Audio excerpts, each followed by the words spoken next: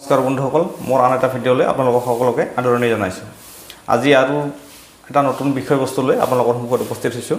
বন্ধুসকল, আপোনালোকে জানে যে আজিৰ পৰা আৰম্ভ হৈছে বিশ্বৰ সৰ্ববৃহৎ ক্ৰীড়া প্ৰতিযোগিতা অলিম্পিক গেমছ।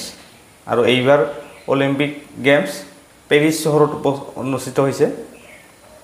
আৰু ইতিমধ্যে উক্ত প্ৰতিযোগিতালৈ ভাৰতবৰ্ষৰ পৰা 117জনীয়া এটা বৃহৎ দল ইতিমধ্যে প্ৰেৰণ কৰা হৈছে। আৰু আজিৰে পৰা আৰম্ভ হ'ব এই প্ৰতিযোগিতা। ইতিমধ্যে দলীয় ফুটবলকে ধৰি কিছু প্ৰতিযোগিতা আৰম্ভ হৈছে দুদিন আগৰ পৰা। বিগত অলিম্পিকত অৰ্থাৎ টকিঅ' অলিম্পিকত ভাৰতে ৰেকৰ্ড সংখ্যক 7টা পদক লাভ কৰিবলৈ সক্ষম হৈছিলে।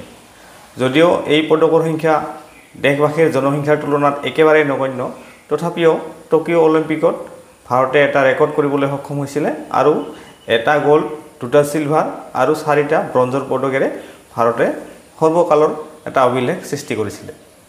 এইবাৰ আশা কৰা হৈছে যে আগৰ অভিলেখ ভংগ কৰি আকৌ ৰেকৰ্ড সংখ্যক বঁটা ভাৰতবৰ্ষলৈ আনিবলৈ সক্ষম হ'ব।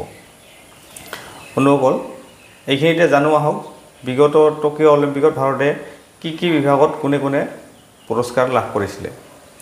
নীৰজ চোপ্ৰাই জেভলিন থ্ৰ'ৰ জৰিয়তে সোণৰ পদক লাভ কৰিবলৈ সক্ষম হৈছিলে।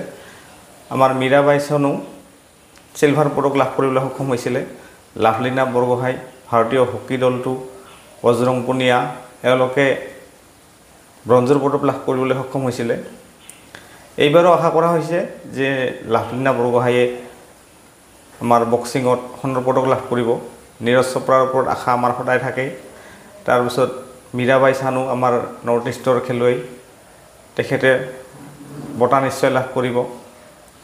তাৰপিছত আমাৰ যিটো বেডমিণ্টন যুটি যিটো সাত্বিক চিৰাজ আৰু চিৰাগ চেত্ৰী, তেওঁলোকে অতি উন্নত প্ৰদৰ্শন কৰি আছে খেল, গতিকে তেওঁলোকৰ ওপৰত যথেষ্ট আশা কৰা হৈছে।